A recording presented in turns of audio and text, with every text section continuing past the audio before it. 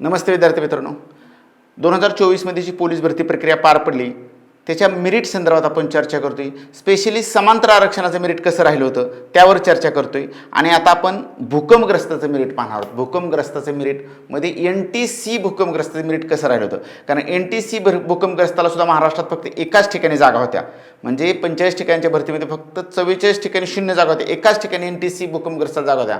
बघा, फिजा अला एकाच ठिकाणी जागा होत्या, NTB ला एकाच ठिकाणी जागा होत्या, NTC ला सुद्धा एकाच ठिकाणी जागा होत्या। ती NTCच्या जागामध्ये मुंबईला होत्या आणि त्यामुळे महाराष्ट्रातल्या सर्व NTCच्या उमेदवारांनी मुंबईलाच फॉर्म भरलं आणि मुंबईचं मेरिट लागलं 126। बघा, NTC भूकंपग्रस्ताचं मेरिट लागलं होतं मुंबईला 126। बाकी महाराष्ट्रातल्या कोणत्याही जिल्ह्यात NTC भूकंपग्रस्तासाठी जागा नव्हत्या।